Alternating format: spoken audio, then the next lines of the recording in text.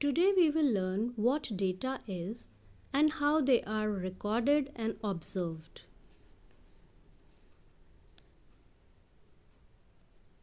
Introduction. In our daily life, we see various types of tables, such as a table containing the names of the players and the number of medals they have won. Number, name, and time of arrival and departure of trains. Table showing number of boys and girls in the classes, etc. All these tables provide us data. We use data to get information. For example, look at this table showing the number of boys and girls in the classroom. Can you say what information we get to know with the help of this table? Think for a while. With the help of this table, we get various informations, like there are 15 boys and 12 girls in class 6. There are 14 boys and 13 girls in class 7.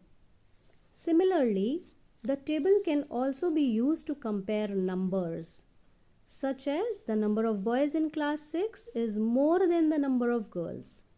Similarly, the number of girls in class 7 is one more than the number of girls in class 6. With this understanding, we can say that data is a collection of numbers that are gathered to provide some information. Just think, how can we get information from a collection of numbers? Let us understand this with an interesting example. Suppose you want to find out which is the most preferred sport in your class. How would you find this? Think for a while. For this, you need to find out which sport is liked by each student in your class. Suppose there are 16 students in your class.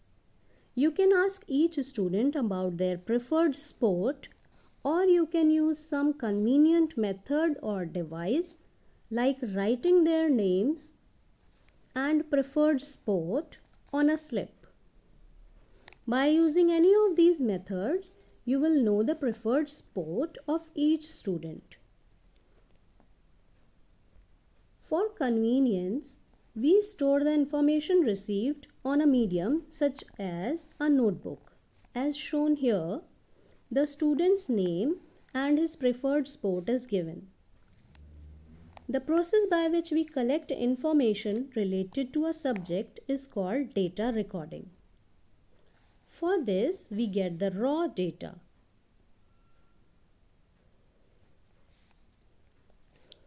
Sometimes it is not easy to draw any conclusion from the raw data collected. From this data collected, will you be able to tell the sport which is most preferred in the class? This is difficult to detect. Similarly, if the number of students in the list increases, then it becomes even more difficult. In such a situation, we need to organize the data properly so that we can use the data more effectively. Here we will write the names of the sports on one side and as many tally marks as the students who like them will be made beside them. Now look at this. We may have difficulty counting these lines. So to make it easier, we make group of vertical lines. Generally, group of 5 lines are easier to understand. So let's make a group of 5. For simplicity, we will use the 5th count as the slanting line. We call these signs as tally marks. Now can you tell which is the preferred sport? Think for a while.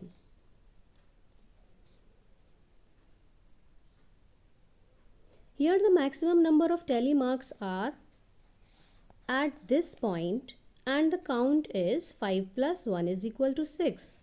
Thus cricket is the most preferred sport in the class as it has the most tally marks. Similarly, we can draw several conclusions.